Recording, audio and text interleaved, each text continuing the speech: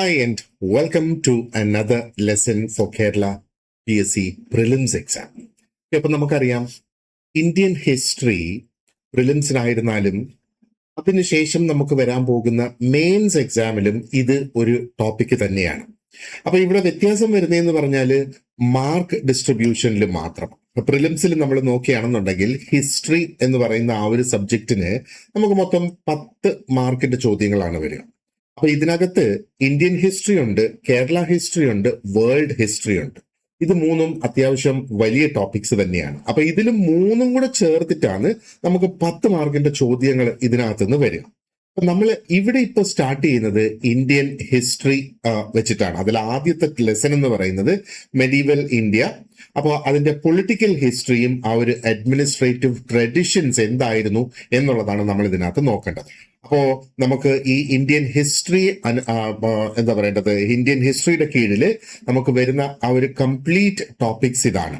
ഇപ്പം medieval India, political history പഠിക്കേണ്ടതായിട്ടുണ്ട്. And അവിടെ ആ ഒരു കാലഘട്ടത്തിൽ നിലനിന്ന അഡ്മിനിസ്ട്രേറ്റീവ് റിഫോംസും ഈ റൂളേഴ്സിന്റെ ഓരോരുത്തരുടെ കോൺട്രിബ്യൂഷൻസ്, അതിനുശേഷം എസ്റ്റാബ്ലിഷ്മെന്റ് ഓഫ് ബ്രിട്ടീഷ്, ഓക്കെ, പിന്നെ first war of independence, formation of INC, Swadeshi movement, social reform movement, newspapers ആ ഒരു കാലഘട്ടത്തില്, literature and art during the freedom struggle, independent movement and Mahatma Gandhi, പിന്നെ extremist movement in India, India's independent post independent period, state reorganisation, developments, അതായത് സയൻസിൽ, education, ടെക്നോളജിയിൽ. Then we also need to look at the foreign policy, അതേപോലെ political history after 1951. ഇത്രയാണ് നമുക്ക് ഈ Indian ഹിസ്റ്ററിയുടെ ഭാഗമായിട്ട് തന്നെയുള്ള ടോപ്പിക്സ് നോക്കാനായിട്ട്. അപ്പൊ നമുക്കറിയാം, നമ്മൾ ഈക്വലി തന്നെ ഡിവൈഡ് ചെയ്താൽ, അതായത് Indian history, Kerala history, world history equally divide ചെയ്താൽ തന്നെ ഏകദേശം 3 ചോദ്യങ്ങൾ മിനിമം ഇതിനകത്ത് നിന്ന് നമുക്ക് വരും എന്നുള്ളതാണ്. അപ്പോ ഇത് നമുക്ക് ഈ ഒരു സീരീസിൽ മൊത്തം 11 ലെസൺസ് ആണ് പ്ലാൻ ചെയ്തിട്ടുള്ളത്. അതായത് ഈ ഒരു ഇന്ത്യൻ ഹിസ്റ്ററി കവർ ചെയ്യുന്നതിന് വേണ്ടി 11 ലെക്ചേഴ്സ് നമ്മൾ പ്ലാൻ ചെയ്തിട്ടുണ്ട്. അതിൽ ആദ്യത്തെ ലെക്ചറാണിത്. അപ്പൊ ഇതോടൊപ്പം ഞാൻ ഈ ആദ്യത്തെ ലെക്ചറോടൊപ്പം നിങ്ങൾക്ക് ഈ കംപ്ലീറ്റ് ടോപ്പിക്സിന്റെയും നോട്ട്സ് ഞാനങ്ങ് പ്രൊവൈഡ് ചെയ്യുവാണ്. ആ നോട്ട്സിനോടൊപ്പം ഒരു 300-400ഓളം ക്വസ്റ്റ്യൻസ്, മൾട്ടിപ്പിൾ ചോയ്സ് ക്വസ്റ്റ്യൻസ് ഇതിനെ കംപ്ലീറ്റ് ബേസ് ചെയ്ത് അത് ക്രിയേറ്റ് ചെയ്തിട്ടുണ്ട്. അതിന് സെപ്പറേറ്റ് ആയിട്ട് ഒരു ആൻസർ കീയും ഉണ്ട്. അപ്പോൾ ഈ ഒരു ഘട്ടത്തിൽ, അതായത് നമുക്കറിയാം നമ്മൾ ഇത് NCERT, SCERT സിലബസിലെ ടോപ്പിക്സ് തന്നെയാണ് ഈ ഒരു ഇന്ത്യൻ ഹിസ്റ്ററി ബേസ് ചെയ്തുകൊണ്ടുള്ള ടോപ്പിക്സ് എന്ന് പറയുന്നത്. സിലബസിൽ ചേഞ്ചസ് ഒക്കെ വന്നിട്ടുണ്ട്. അപ്പൊ പുതിയതായിട്ടുള്ള ആ ടോപ്പിക്സ് തന്നെയാണ്, അല്ലെങ്കിൽ ചേഞ്ച് ആയിട്ടുള്ള സിലബസ് തന്നെയാണ് നമ്മൾ ഇതിനകത്ത് കംപ്ലീറ്റ് ആയിട്ട് ഇൻകോർപ്പറേറ്റ് ചെയ്ത് അത് മൊത്തം ഗ്യാദർ ചെയ്ത് അതിന്റെ ആ നോട്ട്സ് ആണ് ഇവിടെ നമ്മൾ ക്രിയേറ്റ് ചെയ്തിട്ടുള്ളത്. അപ്പോ ഈ ആദ്യത്തെ ലെസണിനോടൊപ്പം തന്നെ കംപ്ലീറ്റ് നോട്ട്സും അതിന്റെ കംപ്ലീറ്റ് പ്രാക്ടീസ് ക്വസ്റ്റ്യൻസും ഞാൻ അങ്ങ് പ്രൊവൈഡ് ചെയ്യുവാണ്. നിങ്ങൾ അത് പഠിച്ചു തുടങ്ങുക. അപ്പൊ ഹിസ്റ്ററിയെ സംബന്ധിച്ചിടത്തോളം നമ്മൾ ഓൾറെഡി പഠിച്ച ടോപ്പിക്സ് ആണ്. അപ്പൊ ഏറ്റവും കൂടുതൽ ഇത് ഫോക്കസ് ചെയ്യേണ്ടത് നമ്മൾ ഇതിന്റെ ക്വസ്റ്റ്യൻസും അതിന്റെ ആൻസേഴ്സിലുമാണ് ഫോക്കസ് ചെയ്യേണ്ടത്. പക്ഷെ എന്നിരുന്നാലും ആ ഓരോ കാലഘട്ടത്തിലും അല്ലെങ്കിൽ ഈ ഓരോ ടോപ്പിക്കിലും എന്താണ് നമ്മൾ പഠിക്കേണ്ടത്, അല്ലെങ്കിൽ അതിന്റെ കണ്ടന്റ് എന്താണ് എന്നുള്ളത് വളരെ വ്യക്തമായിട്ട് നമുക്ക് ഈ ഒരു ലെക്ചറിലൂടെ നമുക്കത് മെൻഷൻ ചെയ്ത് പോവുകയും ചെയ്യാം. പക്ഷെ എന്നിരുന്നാലും മറ്റ് സബ്ജക്റ്റുകൾ പോലെയല്ല ഹിസ്റ്ററി എന്ന് പറയുമ്പോഴത്തേക്ക് അത് വൈഡ് ആയതുകൊണ്ട് തന്നെ നമ്മുടെ അൾട്ടിമേറ്റ് ഫോക്കസ് എന്ന് പറയുന്നത് അതിന്റെ ക്വസ്റ്റ്യൻസും അതിന്റെ ആൻസേഴ്സിലും ആയിരിക്കണം. ആൻഡ് മറന്നു പോകരുത്, 10 ചോദ്യങ്ങളാണ് നമുക്ക് ഹിസ്റ്ററി എന്ന് കംപ്ലീറ്റ് ആയിട്ട് പ്രിലിംസിന് വരിക. ഈ സെയിം ടോപ്പിക്സ് തന്നെയാണ് നമുക്ക് മെയിൻസിനും ഉള്ളത്. പക്ഷേ മെയിൻസിന് അത് 3-5 മാർക്കായിട്ട് ചുരുങ്ങും എന്നുള്ളതാണ് അതിന്റെ ആ ഒരു വ്യത്യാസം. കാരണം മെയിൻസ് വരുമ്പോഴത്തേക്ക് അവിടെ കുറെ അധികം സ്പെഷ്യൽ ടോപ്പിക്സും കൂടെ അതോടൊപ്പം ആഡ് ആയി വരും എന്നുള്ളതാണ്. But what's more important is ഈ പ്രിലിംസ് നമ്മൾ കവർ ചെയ്തെങ്കിൽ മാത്രമാണ് നമുക്ക് മെയിൻസിലേക്ക് എത്താനായിട്ടുള്ള ആ ഒരു സാഹചര്യം, അല്ലെ? അപ്പൊ ഇവിടെ ആ ഒരു ബേസിക് മിനിമം മാർക്ക് കിട്ടി നമ്മൾ ഈ ഒരു കടമ്പ കടക്കുമ്പോഴാണ് നമുക്ക് മെയിൻസിലേക്ക് എത്താനായിട്ട് സാധിക്കുക. ആൻഡ് ഒരു കാര്യം കൂടി നിങ്ങൾ ഓർത്തോളുക. അപ്പോ ഞാൻ ഇത് കാണിച്ചിരുന്നല്ലോ, അതായത് നമ്മുടെ ടോപ്പിക്സ് ഇതാണ്. അപ്പൊ ഇതിനകത്ത് ജനറൽ നോളജ് അതിനകത്ത് വരുന്നതാണ് ഈ history, geography, economics, civics, Indian constitution, arts, literature, culture, sports, basics of computer. Science and technology. അപ്പൊ ഇത്രയും പോർഷൻസിന്റെ ചോദ്യങ്ങൾ നമുക്ക് ഇംഗ്ലീഷിലും ലഭിക്കും. പിന്നെ റീജിയണൽ ലാംഗ്വേജസ് ആയ മലയാളം, തമിഴ്, കന്നഡ, അത് നിങ്ങൾ ഏതാണോ ഇതിനകത്ത് നിങ്ങൾ റീജിയണൽ ലാംഗ്വേജ് ചൂസ് ചെയ്തേക്കുന്നത് അതനുസരിച്ച് നിങ്ങളുടെ ചോദ്യ പേപ്പറിൽ ഒന്നുകിൽ മലയാളമായിരിക്കും, അല്ലെ കന്നഡയിലായിരിക്കും, അല്ലെ തമിഴിലായിരിക്കും അതിന്റെ ആ ഒരു ചോദ്യങ്ങൾ വരിക. അതേപോലെ ഈ part 2 simple arithmetic, mental ability, reasoning, ഇതിന്റെ ചോദ്യങ്ങൾ 20 മാർക്കാണ് ഇതിനുള്ളത്. അപ്പൊ ഇതിന്റെ ചോദ്യങ്ങളും നിങ്ങൾക്ക് ഇംഗ്ലീഷിലും അതേപോലെ മലയാളത്തിലും, മലയാളമാണ് ചൂസ് ചെയ്തേക്കുന്നത്, മലയാളത്തിൽ അല്ലെങ്കിൽ തമിഴ് അല്ലെങ്കിൽ കന്നഡയിൽ അത് ലഭ്യമാകുന്നതാണ്. ഈ ജനറൽ ഇംഗ്ലീഷ് എന്ന് പറയുന്നത് അത് ഇംഗ്ലീഷിൽ മാത്രമേ ആ ചോദ്യങ്ങൾ ലഭിക്കുകയുള്ളൂ. അത് മറ്റു ഭാഷയിലേക്ക് മാറ്റിയിട്ട് കഥയില്ലല്ലോ, കാരണം ഇംഗ്ലീഷ് അല്ലേ അവിടെ ടെസ്റ്റ് ചെയ്യുന്നത്. ആൻഡ് റീജിയണൽ ലാംഗ്വേജ് എന്ന് പറയുന്ന അതിനൊരു ഇംഗ്ലീഷ് വേർഷനോടെ ഉണ്ടാകില്ല, കാരണം ആ മലയാളം അല്ലെങ്കിൽ കന്നഡ അല്ലെങ്കിൽ തമിഴല്ലേ ഇതിനകത്ത് ടെസ്റ്റ് ചെയ്തത്. അപ്പോൾ അതിനകത്ത് ആ ഒരു വേർഷൻ ഉണ്ടാകില്ല. അപ്പോൾ അത് മലയാളത്തിലോ തമിഴിലോ കന്നഡയിലോ മാത്രമായിരിക്കും ആ ഒരു ചോദ്യങ്ങൾ അവിടെ വരിക. അപ്പോ ഈ ചോദ്യങ്ങൾ അല്ലെ ഈ ഒരു ടോപ്പിക്കിനെ ബേസ് ചെയ്തുള്ള ക്വസ്റ്റ്യൻസ് എന്ന് പറയുന്നത് നിങ്ങൾക്ക് ഇംഗ്ലീഷിലും ലഭിക്കും, പിന്നെ നിങ്ങളുടെ റീജിയണൽ ലാംഗ്വേജ് ഏതാണോ ആ ഒരു ഭാഷയിലും നിങ്ങൾക്ക് അത് ലഭിക്കും. അപ്പൊ ഒരു കാര്യവും കൂടെ ഞാൻ എപ്പോഴും പറയുന്നത് ഇവിടെ ഓർത്തോളുക, എന്തെങ്കിലും തരത്തിലുള്ള ഒരു ഡിസ്പ്യൂട്ട് വരികയാണെങ്കിൽ, ഏതെങ്കിലും ഒരു ചോദ്യത്തിന് ബേസ് ചെയ്തുള്ള ഡിസ്പ്യൂട്ട് വന്നാൽ ആ ഡിസ്പ്യൂട്ട് PSC സെറ്റിൽ ചെയ്യുന്നത് ഇംഗ്ലീഷ് ചോദ്യത്തെ അടിസ്ഥാനപ്പെടുത്തി, അതായത് English version of the question അതിനെ അടിസ്ഥാനപ്പെടുത്തിയിട്ടായിരിക്കും ആ ഒരു ഡിസ്പ്യൂട്ട് സെറ്റിൽ ചെയ്യുക. ആ മലയാളം വേർഷൻ എന്ന് പറയുമ്പോഴത്തേക്ക് അത് നിങ്ങൾ പ്രധാനപ്പെട്ട ഒരു വേർഷനായിട്ട് അതിനെ കാണുന്നതിന് പകരം ആ ഒരു ഇംഗ്ലീഷിലെ ചോദ്യം എന്തെങ്കിലും കാരണവശാൽ മനസ്സിലായില്ല എങ്കിൽ അത് മനസ്സിലാക്കുന്നതിന് വേണ്ടിയിട്ട് ആ മലയാളം ചോദ്യം ഉപയോഗിക്കുക എന്നുള്ളതാണ് ഞാൻ നിങ്ങളോട് പറയുന്നത്.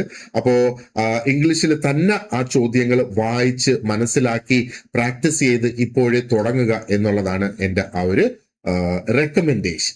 Okay, so let us move on to the very first lesson. ആദ്യത്തെ ലെസൺ നമുക്ക് ഇതാണ്, ആ ഒരു മെഡീവൽ ഇന്ത്യ, ആ ഒരു കാലഘട്ടത്തില് പൊളിറ്റിക്കൽ ഹിസ്റ്ററിയും അഡ്മിനിസ്ട്രേറ്റീവ് ട്രഡീഷൻസ് എന്തായിരുന്നു എന്നുള്ളത്. അപ്പൊ മെഡീവൽ എന്ന് പറയുമ്പോഴത്തേക്ക് ആ ഒരു മധ്യകാലത്തിലെയാണ് ഇവിടെ കാര്യങ്ങൾ നമ്മൾ ചർച്ച ചെയ്യുന്നത്. So let us move right on to the lesson. അപ്പൊ ഇവിടെ എന്താണ് ഈ ഒരു പൊളിറ്റിക്കൽ ഹിസ്റ്ററി ആൻഡ് അഡ്മിനിസ്ട്രേഷൻ, പ്രത്യേകിച്ചും ആ ഒരു PSC ആംഗിളിൽ നിന്ന് നമ്മൾ നോക്കുമ്പോൾ എന്താണ് ഇതിൽ നിന്ന് നമ്മൾ മനസ്സിലാക്കേണ്ടത്, ആൻഡ് പരീക്ഷയ്ക്ക് എന്ത് തരത്തിലുള്ള ചോദ്യങ്ങൾ നമുക്ക് വരാം എന്നൊക്കെയുള്ള കാര്യങ്ങൾ നമുക്ക് ക്വിക്കായിട്ടൊന്ന് ചർച്ച ചെയ്യാം. പക്ഷെ ഞാൻ പറയുന്നത് ഏറ്റവും കൂടുതൽ നിങ്ങൾ ഫോക്കസ് ചെയ്യേണ്ടത് ഇതിന്റെ ക്വസ്റ്റ്യൻസിലും അതിന്റെ നോട്ട്സിലും ആണ്, അല്ലെ? അപ്പോ നേരത്തെ ഞാൻ പറഞ്ഞതുപോലെ ആ ഒരു മധ്യകാല രാഷ്ട്രീയ ചരിത്രത്തെ തന്നെയാണ് ഇവിടെ ഫോക്കസ് ചെയ്യുന്നത്, അല്ലെ? അപ്പൊ ഇതിനെ നമ്മൾ വെറും ഒരു രാജവംശത്തിന്റെ ഒരു പട്ടികയായി കണക്കാക്കി മനസ്സിലാക്കുന്നതിന് പകരം നമ്മൾ ചെയ്യേണ്ടതെന്ന് പറയുന്നത് എന്താ പറയേണ്ടത്, എങ്ങനെയാണ് ആ ഒരു കാലഘട്ടത്തില് ശരിക്കും അഡ്മിനിസ്ട്രേഷൻ വർക്ക് ചെയ്തിരുന്നത്, ശരിക്കും പവർ എങ്ങനെയാണ് വർക്ക് ചെയ്തിരുന്നത് എന്നുള്ളതാണ് നമ്മൾ മനസ്സിലാക്കേണ്ടത്. ആൻഡ് ഈ ഒരു മധ്യകാല ഇന്ത്യയില്, ആ ഒരു മെഡീവൽ ഇന്ത്യയില് പവർ അല്ലെങ്കിൽ അധികാരം എന്ന് പറയുന്നത് it was not just about who sat on the throne, അതായത് സിംഹാസനത്തിൽ ആര് ഇരുന്നു എന്നുള്ളതിനെ ചുറ്റിപ്പറ്റി അല്ല ആ ഒരു അധികാരം കംപ്ലീറ്റ് ആയിട്ട് അവിടെ നിലനിന്നത്. നേരെ മറിച്ച് നമ്മൾ ഇതിനെ കാണേണ്ടത് അല്ലെങ്കിൽ ഇവിടെ സൂചിപ്പിക്കുന്നതെന്ന് പറയുന്നത് it is about how the thrown was made real. ആ ഒരു എന്താ പറയേണ്ടത്, സിംഹാസനം എങ്ങനെയാണ് ശരിക്കും സാധൂകരിച്ചത് അല്ലെങ്കിൽ അത് റിയൽ ആക്കിയിരുന്നത്. ഇപ്പൊ നമുക്കറിയാം എന്താ പറയേണ്ടത്, ഗ്രാമങ്ങളുണ്ട്, പട്ടണങ്ങളുണ്ട്, അതേപോലെ ഫോർട്ട്സ്, കോട്ടകളുണ്ട്, അല്ലെ? ആൻഡ് ഒത്തിരി അധികം പ്രൊവിൻസസ് അല്ലെങ്കിൽ പ്രവിശ്യകളും ഉണ്ട്. അപ്പൊ ഈ പറയുന്ന ഏരിയകളിലൊക്കെ ആ ഒരു സിംഹാസനം എങ്ങനെയാണ് യഥാർത്ഥത്തിൽ പ്രവർത്തിച്ചിരുന്നത് എന്നാണ് നമ്മൾ പവറിനെ കൊണ്ട് നമ്മൾ മനസ്സിലാക്കേണ്ടത്. അപ്പോ ഇതൊന്ന് നോക്കിയേ, പൊളിറ്റിക്കൽ ഹിസ്റ്ററി എന്ന് പറയുമ്പോൾ നമ്മൾ നോക്കേണ്ടത് state formation, legitimacy and territorial control എന്നുള്ളതാണ്. സ്റ്റേറ്റ് ഫോർമേഷൻ എന്ന് പറയുമ്പോഴത്തേക്ക് സംസ്ഥാനങ്ങളുടെ ആ ഒരു രൂപീകരണം എങ്ങനെയാണ് അവിടെ വന്നത്. ലെജിറ്റിമസി എന്ന് പറയുമ്പോഴത്തേക്ക് അതിന്റെ ആ ഒരു നിയമസാധുത എങ്ങനെ അവിടെ വന്നു എന്നുള്ളത്. ആൻഡ് ആ ഒരു ടെറിട്ടോറിയൽ കൺട്രോൾ എന്ന് പറയുമ്പോഴത്തേക്ക് പ്രാദേശിക നിയന്ത്രണം എങ്ങനെ അവിടെ നടത്തിയിരുന്നു എന്നുള്ളതാണ് നമ്മൾ ഇതിൽ നിന്ന് മനസ്സിലാക്കേണ്ടത്. അപ്പോ നമ്മൾ ഈ ഒരു സ്റ്റേറ്റ് ഫോർമേഷൻ എന്ന് പറയുമ്പോൾ അതുകൊണ്ട് ശരിക്കും ഉദ്ദേശിക്കുന്നത് എന്താണ്, അതായത് എങ്ങനെയാണ് അല്ലെങ്കിൽ how does a ruler turn a region into a functioning state? അപ്പോ ഒരു ഭരണാധികാരി എങ്ങനെയാണ് ആ ഒരു പ്രദേശത്തെ അവർക്ക് പ്രവർത്തിപ്പിക്കാൻ കഴിയത്തക്ക രീതിയിലുള്ള ഒരു സംവിധാനമാക്കിയിട്ട് അവർ മാറ്റിയത് എങ്ങനെയാണ് എന്നുള്ളത്. അപ്പൊ ഇവിടെ ഒരു സ്റ്റേറ്റ് എന്ന് പറയുമ്പോഴത്തേക്ക് ജസ്റ്റ് അവർ പിടിച്ചടക്കിയ ആ കോൺകർ ചെയ്ത ഒരു ഏരിയ എന്ന അർത്ഥത്തിലല്ല നമ്മൾ അതിനെ ഇവിടെ കാണേണ്ടത്. ഒരു സ്റ്റേറ്റ് അവിടെ നിലവിൽ വരുന്നത് എപ്പോഴാണ്? ഒരു ഭരണാധികാരിക്ക് 3 കാര്യങ്ങൾ കൃത്യമായിട്ട് ചെയ്യാൻ കഴിയുമ്പോഴാണ് ഒരു സ്റ്റേറ്റ് അവിടെ നിലവിൽ വരുന്നത്, അല്ലെ? അതായത് ആദ്യം ചെയ്യാൻ പറ്റുന്നതെന്ന് പറയുന്നത് റിസോഴ്സസ് എക്സ്ട്രാക്ട് ചെയ്യാനായിട്ട് സാധിക്കണം. അപ്പൊ റിസോഴ്സസ് എക്സ്ട്രാക്ട്, എന്താണ് ഈ റിസോഴ്സസ് എന്ന് പറയുന്നത്? അവിടെയുള്ള എന്താ പറയേണ്ടത്, വിഭവങ്ങൾ പലതും. അപ്പൊ ഏത് രീതിയിൽ അത് വരുന്നത്? അത് ടാക്സിന്റെ രൂപത്തിൽ വരുന്നത്, ട്രിബ്യൂട്ട്സിന്റെ രൂപത്തിൽ വരുന്നത്, അല്ലെങ്കിൽ അവരുണ്ടാക്കുന്ന അഗ്രികൾച്ചറൽ പ്രൊഡ്യൂസിന്റെ രൂപത്തിൽ വരുന്നത്, അല്ലെ? അപ്പൊ നികുതി, ട്രിബ്യൂട്ട് എന്ന് പറയുമ്പോഴത്തേക്ക് നമ്മൾ മലയാളത്തിൽ കപ്പം കൊടുക്കുന്നു എന്ന് പറയത്തില്ലേ, അത്. അതേപോലെ അവരുണ്ടാക്കുന്ന ഉൽപ്പന്നങ്ങൾ, ഇത് എങ്ങനെ ശേഖരിക്കാനായിട്ട് സാധിക്കുന്നു എന്നുള്ളത് അവർ ഭരണാധികാരി ഉറപ്പുവരുത്തണം എന്നുള്ളതാണ്. മറ്റൊരു കാര്യം അവിടെ ഒരു ഭരണാധികാരി ചെയ്യേണ്ടതെന്ന് പറയുന്നത് റൂൾസ് എൻഫോഴ്സ് ചെയ്യുക എന്നുള്ളതാണ്, അല്ലെ? അപ്പോ നിയമങ്ങൾ എങ്ങനെ നടപ്പാക്കി എടുക്കണം എന്നുള്ളത്. അപ്പൊ ഇവിടെ നിയമങ്ങൾ വരുന്നുണ്ട്, കുറ്റകൃത്യങ്ങൾക്കുള്ള ശിക്ഷകൾ വരുന്നുണ്ട്, ആൻഡ് പലതരത്തിലുള്ള ഓർഡറുകൾ വരുന്നുണ്ട്, ഉത്തരവുകൾ വരുന്നുണ്ട്. ഇതെല്ലാം ആ ഒരു ക്രമം നിലനിർത്തുന്നതിന് വേണ്ടിയിട്ട് എങ്ങനെ ആ ഒരു സംവിധാനം കംപ്ലീറ്റ് ആയിട്ട് നടപ്പാക്കി കൊണ്ടുപോവുക, അതേപോലെ ആ ഒരു അതോറിറ്റി അല്ലെങ്കിൽ അധികാരം എങ്ങനെ നിലനിർത്താം എന്നുള്ളത്. അപ്പൊ കാലക്രമേണ ആ ഒരു അധികാരം നിലനിർത്തുക, അത് വളരെ പ്രധാനപ്പെട്ട ഒന്ന് തന്നെയാണല്ലേ. അപ്പൊ ഇതിനകത്ത് സക്സഷൻ വരും, സ്റ്റെബിലിറ്റി വരും, ഒബീഡിയൻസ് വരും. അതായത് ആ ഒരു രാജ്യത്ത് അല്ലെങ്കിൽ സ്റ്റേറ്റിലെ പ്രജകളുടെ ഒരു ഒരു ഒരു ഒരു അനുസരണ അവിടെ ഉണ്ടാകണം.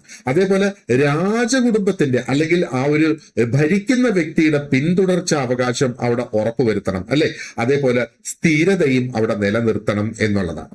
അപ്പൊ സ്റ്റേറ്റ് ഫോർമേഷൻ എന്ന് പറയുമ്പോഴത്തേക്ക് അവിടെ എന്താ പറയേണ്ടത്, കുറെ സ്ട്രക്ചറുകൾ ബിൽഡ് ചെയ്യുക, അല്ലെ ബിൽഡിങ്സ് ഉണ്ടാക്കുക എന്നുള്ളതല്ല എന്ന് നമ്മൾ മനസ്സിലാക്കുക. അപ്പൊ ഒരു എന്താ പറയേണ്ടത്, ഒരു ഒരു ഒരു ഒരു ഒറ്റ ഒരു രാജാവിന് ചെയ്യാൻ പറ്റുന്ന കാര്യങ്ങളും ആയിരിക്കില്ല ഒരു പക്ഷേ ആ ഒരു സ്റ്റേറ്റ് ഫോർമേഷൻ എന്ന് പറയുന്നത്. അപ്പൊ ഈ ഒരു മധ്യകാലത്തിലെ പല റൂളേഴ്സും അവർക്ക് നമ്മൾ നോക്കുകയാണെന്നുണ്ടെങ്കിൽ പലതരത്തിലുള്ള യുദ്ധങ്ങൾ അവർക്ക് ഒരുപക്ഷെ ജയിക്കാനായിട്ട് കഴിയും.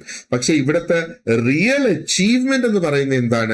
ആ ഒരു ഒരു ഒരു ഒരു ഒരു സ്റ്റേബിൾ ആയിട്ടുള്ള ഒരു ഒരു ഒരു ഭരണം അല്ലെങ്കിൽ റൂളിംഗ്, അതിനുള്ള ഒരു ഫ്രെയിം വർക്ക് നടപ്പാക്കുക എന്നുള്ളതാണ്. ഇനി രണ്ടാമത്തെ കാര്യം ഇവിടെ വരുന്നത് ഇസ് ലെജിറ്റിമസി. ലെജിറ്റിമസി വളരെ ക്രിട്ടിക്കൽ ആണ് ആ ഒരു മെഡിവൽ പൊളിറ്റിക്കൽ ഹിസ്റ്ററിയെ സംബന്ധിച്ചിടത്തോളം നമ്മൾ നോക്കുകയാണെന്നുണ്ട്. കാരണം ഒരു ആർമി ഒരു പക്ഷേ ആ ഒരു രാജാവിനുണ്ടാകാം. അപ്പോഴും ആൾക്കാർ ചോദിക്കുന്ന ഒരു ചോദ്യം എന്ന് പറയുന്നത് എന്തിനെ അടിസ്ഥാനപ്പെടുത്തിയിട്ടായിരിക്കും ഇവിടെ ഭരിക്കുക എന്നുള്ളത്. On what basis do you rule എന്നുള്ള ആ ഒരു ചോദ്യം അവിടെ വരും. അപ്പൊ ഈ ഒരു ലെജിറ്റിമസി എന്ന് നമ്മൾ ഈ പറയുന്നത്, അല്ലെങ്കിൽ ആ ഒരു നിയമസാധുത എന്ന് പറയുന്നത് പല സോഴ്സുകളിൽ നിന്ന് വരുന്നതാണ്. അതൊരു പക്ഷേ ആ ഒരു നാട്ടിലെ ട്രഡിഷൻ, അല്ലെങ്കിൽ രാജാവിന്റെ ട്രഡിഷൻ, റിലിജിയൻ, കോൺക്വസ്റ്റ്, അതേപോലെ എന്താ പറയേണ്ടത് ആ നാട്ടിലെ പ്രമാണികളെ റെക്കഗ്നൈസ് ചെയ്യുക, അതേപോലെ എന്താ പറയേണ്ടത് ആ ഒരു ലോക്കൽ പവർ ഗ്രൂപ്പ്സിനിടയിലുള്ള ഒരു അംഗീകാരം ലഭിക്കുക എന്നുള്ളതാണ്, അല്ലെ? അപ്പൊ ട്രഡിഷൻ എന്ന് പറയുമ്പോഴത്തേക്ക് പാരമ്പര്യമാണ് അതുകൊണ്ട് ഉദ്ദേശിക്കുന്നത്. റിലിജൻ എന്ന് പറയുമ്പോഴത്തേക്ക് മതം എന്നുള്ളത് അവിടെ ഉദ്ദേശിക്കുന്നത്. കോൺക്വസ്റ്റ് എന്ന് പറയുമ്പോഴത്തേക്ക് പിടിച്ചടക്കൽ, കീഴടക്കൽ എന്നൊക്കെയുള്ള അർത്ഥത്തിൽ അതിനെ കാണുക, അല്ലെ?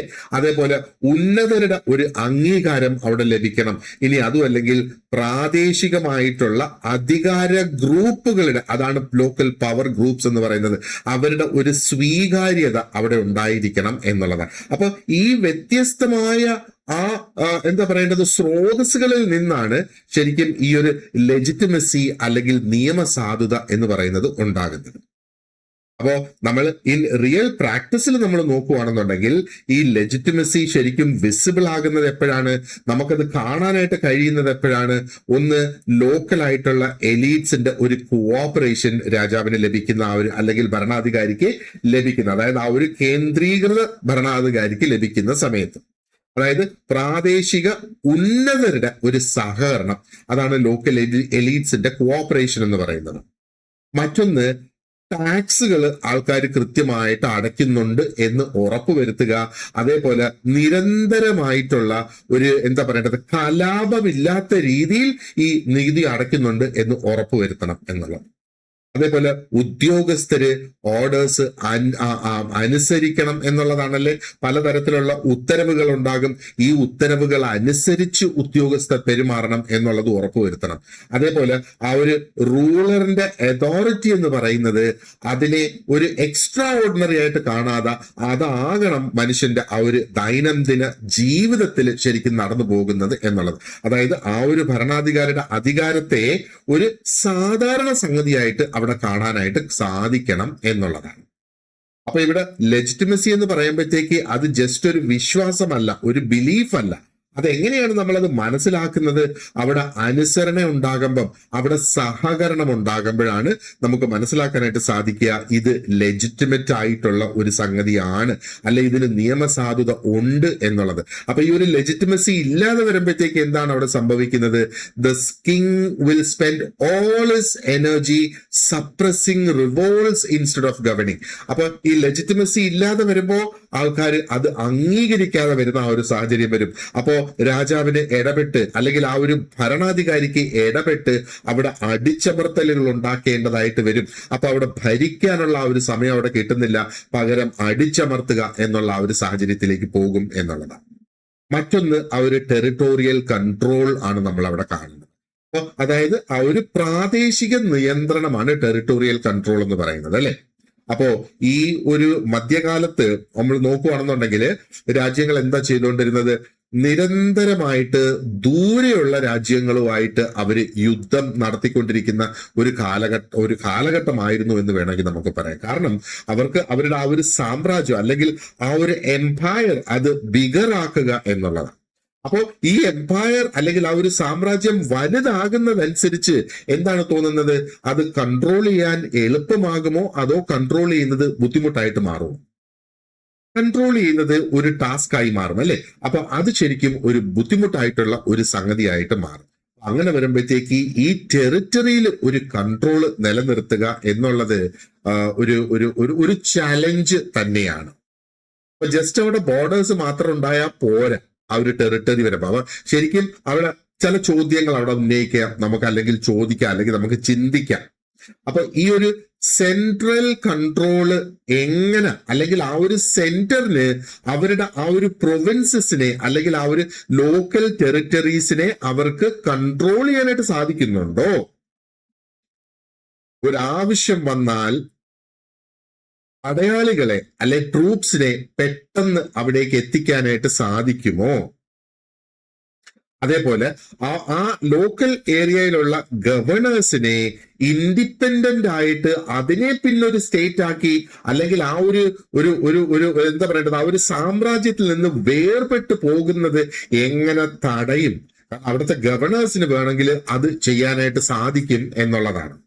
അതേപോലെ ഈ പിടിച്ചടക്കിയ ഏരിയകളുമായിട്ടൊക്കെയുള്ള ആ ട്രേഡ് റൂട്ടുകൾ എങ്ങനെ സെക്യൂർ ആക്കി നിലനിർത്താം, അവരുടെ കോട്ടകൾ, അതായത് ഫോർട്ട്സ് ഒക്കെ എങ്ങനെ സെക്യൂർ ആയിട്ട് നിലനിർത്താം എന്നുള്ളത്.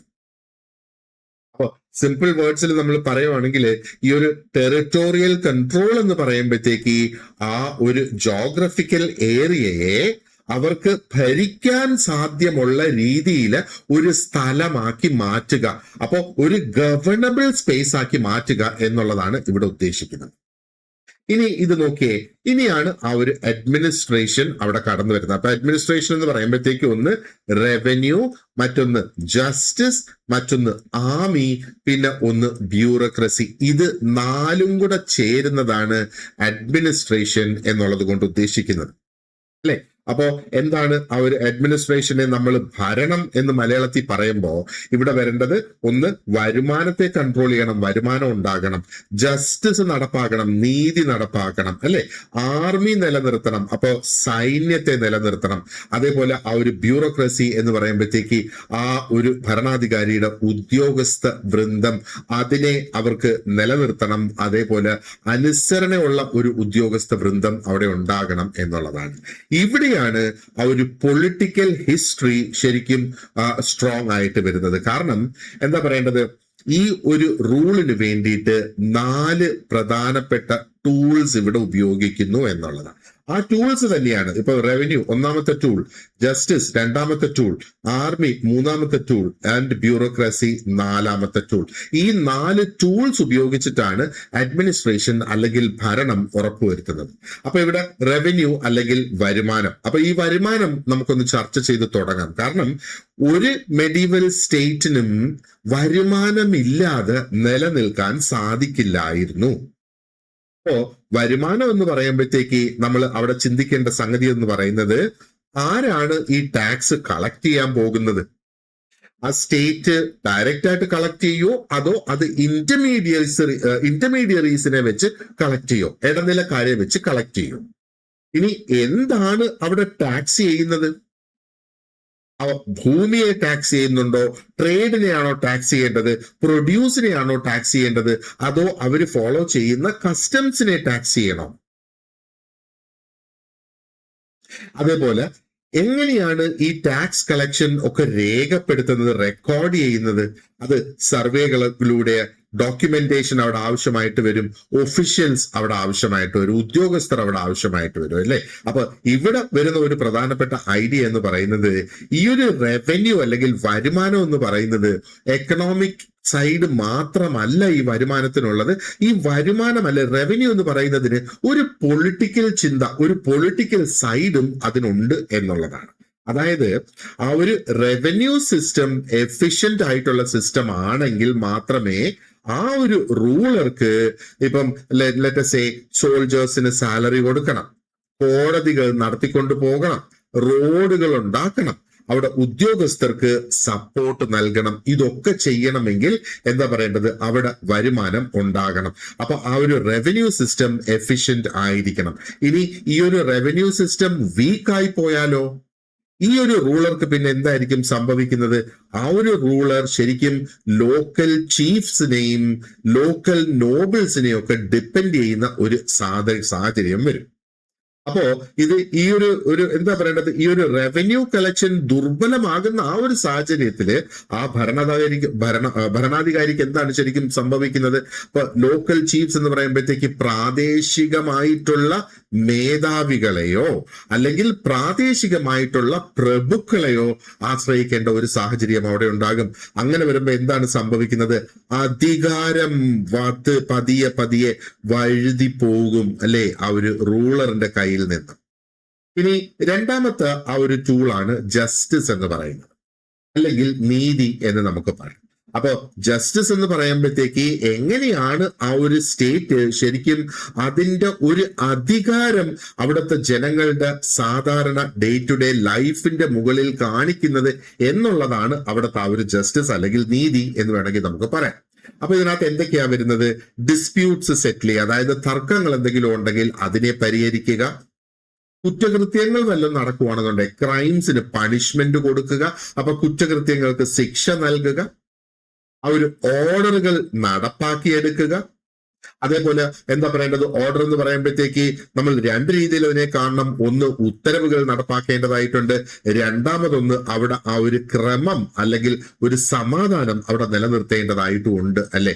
അതോടൊപ്പം ഒരു കാര്യവും കൂടെ ആ ഒരു ഉറപ്പുവരുത്തണം, അതായത് ആ ഒരു ഫൈനൽ അതോറിറ്റി അല്ലെങ്കിൽ ആ ഒരു പരമാധികാരം അവിടെ ഉറപ്പുവരുത്തുകയും വേണം. കാരണം ആ ഒരു റൂളറുടെ റൂളിംഗ് സിസ്റ്റത്തിൽ ആ ഒരു പരമാധികാരം ഉണ്ടായിരിക്കണം. Ruler will have the final say in everything എന്നുള്ളതാണ്. അപ്പോ ഒരു മെഡീവൽ കാലഘട്ടത്തിലെ ഒരു ruler who cannot deliver justice is seen as weak. അപ്പൊ നീതി നടപ്പാക്കാൻ കഴിയാത്ത ഒരു റൂളർ ആയിരുന്നുവെങ്കിൽ അത് ഒരു വീക്ക് ആയിട്ടുള്ള ഒരു റൂളറായിട്ട് കണക്കാക്കപ്പെടുന്നു.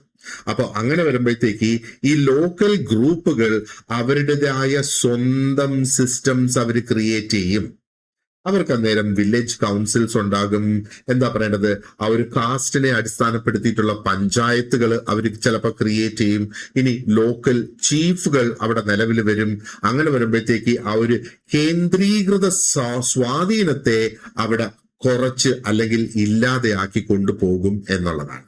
അപ്പോ ജസ്റ്റിസ് എന്ന് പറയുമ്പോഴത്തേക്ക് ജസ്റ്റ് നിയമങ്ങൾ മാത്രമല്ല, അത് ആ ഒരു പബ്ലിക് ഓർഡറും പബ്ലിക്കിന്റെ ഒരു അംഗീകാരവും എങ്ങനെ നിലനിർത്തി കൊണ്ടുപോകാം എന്നുള്ളതാണ് അവിടെ ജസ്റ്റിസ് കൊണ്ട് നമ്മൾ കാണുന്നത്. ഇനി മൂന്നാമത്തെ ടൂളാണ് ആർമി എന്ന് പറയുന്നത്. അപ്പോ ഇവിടെ നമ്മൾ നോക്കേണ്ടത് ഈ കൺട്രോൾ എന്ന് പറയുന്നത് actually becomes impossible without coercive power. Coercive power എന്ന് പറയുമ്പോഴത്തേക്ക് എന്താണ്, ആ ഒരു സ്ട്രോങ് ആയിട്ട് ഉള്ള ഒരു പവർ, അതായത് എന്താ പറയേണ്ടത്, വേണ്ടി വന്നാൽ ആൾക്കാരെ നിയന്ത്രിക്കാൻ കഴിയുന്ന ഒരു പവർ, അതാണ് ഒരു സ്ട്രോങ് ആയിട്ട് എഫക്റ്റീവ് ആയിട്ടുള്ള ഒരു പവറാണ് കോഴ്സീവ് പവർ എന്ന് പറയുന്നത്. പക്ഷേ അഡ്മിനിസ്ട്രേഷനെ സംബന്ധിച്ചിടത്തോളം ഏറ്റവും പ്രധാനപ്പെട്ടതെന്ന് പറയുന്നത് ജസ്റ്റ് ഒരു ആർമി ഉണ്ടാവുക എന്നുള്ളത് മാത്രമല്ല, it is about how the army is organised. ആ ആർമിയെ തന്നെ എങ്ങനെ ഓർഗനൈസ് ചെയ്യുന്നു എന്നുള്ളത്. അപ്പോ ഇവിടെ ആ ഒരു സോൾജേഴ്സിന്റെ റിക്രൂട്ട്മെന്റിൽ തുടങ്ങി എങ്ങനെ അവരുടെ ശമ്പളങ്ങൾ കൊടുക്കുന്നു എന്നുള്ള കാര്യങ്ങൾ നോക്കണം. എങ്ങനെയാണ് അവരിൽ ഒരു വിധേയത്വം, ലോയൽറ്റി ക്രിയേറ്റ് ചെയ്ത് ഉറപ്പുവരുത്താനായിട്ട് സാധിക്കുക. എങ്ങനെയാണ് ആർമിയുടെ നേതാക്കളെ ലൈക്ക് കമാൻഡേഴ്സിനെയൊക്കെ എങ്ങനെയാണ് കൺട്രോൾ ചെയ്ത് ആ ഒരു ഭരണാധികാരിയുടെ ആ ഒരു വിധേയത്വത്തിൽ നിലനിർത്താനായിട്ട് സാധിക്കുക എന്നുള്ളതാണ്. അപ്പോ ഈ ഒരു കാലഘട്ടത്തില് ഒരുപാടധികം എംപയേഴ്സ് സഫർ ചെയ്തത് അവർക്ക് സോൾജേഴ്സ് ഇല്ലാത്തത് കൊണ്ടല്ല, പക്ഷേ അവരുടെ ആ ഒരു സോൾജേഴ്സിനെയും അവരുടെ കമാൻഡേഴ്സിനെയും എന്താ പറയേണ്ടത്, ലോയൽ ആക്കിയിട്ട് അവർക്ക് നിലനിർത്താൻ കഴിയാത്തത് കൊണ്ടാണ്. അതായത് ലോയലായിട്ട് രാജാവിന്റെ അടുത്ത് അല്ലെങ്കിൽ ആ ഒരു കിങ്ങിന്റെ അടുത്ത്, റൂളറിന്റെ അടുത്ത് നിലനിർത്താനായിട്ട് സാധിച്ചില്ല എന്നുള്ളത്. അപ്പോ ആർമിയെ എങ്ങനെ ഓർഗനൈസ് ചെയ്യുന്നു എന്നുള്ളത് അഡ്മിനിസ്ട്രേഷനെ സംബന്ധിച്ചിടത്തോളം, ഭരണത്തെ സംബന്ധിച്ചിടത്തോളം ഒരു പ്രധാനപ്പെട്ട ഒരു സംഗതി തന്നെയാണ്. ഇനി നമുക്കറിയാം ഈ ബ്യൂറോക്രസി, ഇന്നും ഈ ഉദ്യോഗസ്ഥർ, അത് തന്നെയാണല്ലോ ബ്യൂറോക്രസി എന്ന് പറയുമ്പോഴത്തേക്ക്, അതായത് ആ ഒരു ഒഫീഷ്യൽസ് എന്നുള്ളതാണ്. അപ്പൊ സിസ്റ്റം ഓഫ് ഒഫീഷ്യൽസ് എന്ന് വേണമെങ്കിൽ നമുക്ക് പറയാം. അപ്പോ ആ ഒരു കാലഘട്ടത്തിൽ പ്രധാനമായിട്ട് വേണ്ടിയിരുന്നത് റെക്കോർഡുകൾ സൂക്ഷിക്കുന്നതിന് വേണ്ടിയിട്ട്, അതേപോലെ റവന്യൂ, ഈ കളക്ഷൻ ഉദ്യോഗസ്ഥർ അവിടെ വേണം. അപ്പോ എന്താ പറയേണ്ടത്, ഇത് ചില പ്രവൃത്തികൾ പതിവായി ചെയ്യുന്ന ഉദ്യോഗസ്ഥരാണ് അവിടെ വേണ്ടത്. ഈ പറഞ്ഞതുപോലെ റെക്കോർഡുകൾ സൂക്ഷിക്കുന്നതിന് വേണ്ടിയിട്ട് റവന്യൂ ഉദ്യോഗസ്ഥർ വേണം, ജഡ്ജിമാരവിടെ വേണം, സൈനിക ഭരണാധികാരികൾ അവിടെ വേണം, അല്ലെ? അപ്പോ ഇതെല്ലാം ശരിക്കും എന്താ പറയേണ്ടത്, ഒരു ഒരു ഒരു ഒരു ഗവർണൻസിനെ സംബന്ധിച്ചിടത്തോളം, ഒരു ഭരണത്തെ സംബന്ധിച്ചിടത്തോളം അതിന്റെ സംവിധാനങ്ങൾ എന്ന് വേണമെങ്കിൽ നമുക്ക് പറയാം. അപ്പൊ ഈ ഒരു ബ്യൂറോക്രസി തന്നെയാണ് ശരിക്കും ഒരു കിങ്ങിന്റെ ഓർഡേഴ്സിനെ അവര് ഒരു എന്താ പറയേണ്ടത്, ഒരു ഒരു ഒരു ആക്ഷനബിൾ ഐറ്റം ആക്കിയിട്ട് മാറ്റുന്നത്, എൻഫോഴ്സ് ചെയ്യുന്നത് ഈ ഒരു ബ്യൂറോക്രസിയാണ് അവരുടെ എല്ലാ ടെറിറ്ററിയിലും. അപ്പൊ ബ്യൂറോക്രസി ഇല്ലാതെ വരുന്ന ഒരു സാഹചര്യത്തിൽ എന്താണ് വരുന്നത്, ഈ ഒരു റൂൾ എന്ന് പറയുമ്പോഴത്തേക്ക് അത് പലപ്പോഴും പേഴ്സണൽ, വ്യക്തിപരമായി പോകും. അതോടൊപ്പം തന്നെ അതൊട്ടും സ്റ്റേബിൾ അല്ലാത്ത ഒരു സാഹചര്യത്തിലേക്കും പോകും. അപ്പൊ ബ്യൂറോക്രസി എന്ന് പറയുമ്പോഴത്തേക്ക് റൂൾ ശരിക്കും ഇൻസ്റ്റിറ്റ്യൂഷണലൈസ്ഡ് ആകും, അത് വൽക്കരണം അവിടെ നടക്കും ആ ഒരു റൂളിങ്ങിൻ്റെത് എന്നുള്ളതാണ്. അപ്പോ ഇനി ഒന്ന് നമ്മുടെ എക്സാമിനറുടെ ആ ഒരു എക്സ്പെക്ടേഷൻ എന്താണ്. എക്സാമിനർ എന്ന് പറയുന്നത് നമ്മുടെ PSC ആംഗിളിൽ നിന്ന് നമ്മൾ ഇതിനെ നോക്കുമ്പം ഏത് രീതിയിൽ നമ്മൾ ഇതിനെ കാണണം എന്നുള്ളത് നോക്ക്. അപ്പോ ആ ഒരു സിസ്റ്റം നമ്മൾ മനസ്സിലാക്കുക, ആ സിസ്റ്റത്തിന്റെ പേർപ്പസ് നമ്മൾ മനസ്സിലാക്കുക, അതിന്റെ ഇമ്പാക്ട് എന്താണെന്ന് നമ്മൾ മനസ്സിലാക്കുക, അതിനുണ്ടായിരുന്ന ലിമിറ്റേഷൻസ് എന്തായിരുന്നു എന്നുള്ളത് നമ്മൾ ഇവിടെ മനസ്സിലാക്കിയെടുക്കേണ്ടതാണ്. അപ്പൊ ഈ മെഡീവൽ അഡ്മിനിസ്ട്രേഷനെ കുറിച്ച് ചോദ്യങ്ങൾ നമുക്ക് വരുവാണെന്നുണ്ടെങ്കിൽ സിസ്റ്റം എന്താണ് എന്നുള്ളത്, അതായത് എക്സാക്ട്ലി എന്തായിരുന്നു ആ ഒരു കാലഘട്ടത്തിലെ അറേഞ്ച്മെന്റ്. ഉദാഹരണത്തിന് ആ ഒരു റവന്യൂ അസൈൻമെന്റ് സിസ്റ്റം എങ്ങനെയായിരുന്നു, അല്ലെങ്കിൽ ഒരു റാങ്ക് സിസ്റ്റം എങ്ങനെ പ്രവർത്തിച്ചിരുന്നു, അല്ലെങ്കിൽ ഒരു പ്രൊവിൻസിന്റെ അഡ്മിനിസ്ട്രേഷന്റെ സെറ്റപ്പ് ഏത് രീതിയിലായിരുന്നു എന്നുള്ളതിന് നമുക്ക് 4 ഓപ്ഷൻസും അതിനവിടെ കിട്ടും.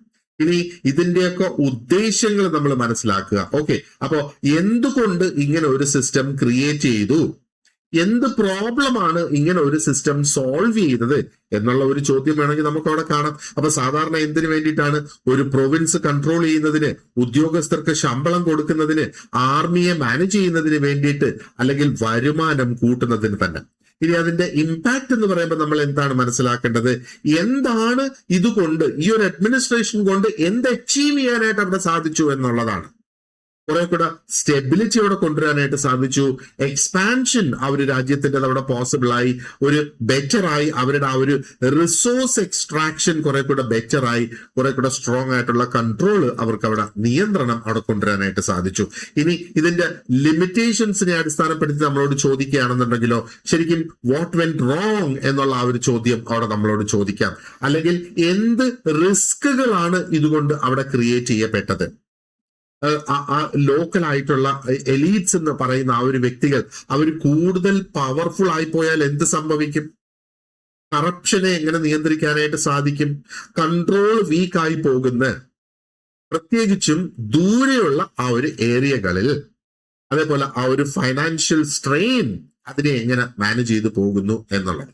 അപ്പോ ഈ ഒരു മെഡീവൽ അല്ലെങ്കിൽ ഈ ഒരു മധ്യകാലത്ത് ആ ഒരു പോളിറ്റി അല്ലെങ്കിൽ പൊളിറ്റി നമ്മൾ പഠിക്കുന്ന ആ ഒരു അവസരത്തില് നമ്മൾ ജസ്റ്റ് ഇവന്റ്സ് മാത്രം മെമ്മറൈസ് ചെയ്ത് പോവുകയല്ല അവിടെ ചെയ്യുന്നത്. ശരിക്കും ആ ഒരു ലോക്കൽ ഗവർണൻസ് മോഡൽ എന്തായിരുന്നു എന്നുള്ളതാണ് നമ്മൾ അവിടെ ചിന്തിക്കേണ്ടത്.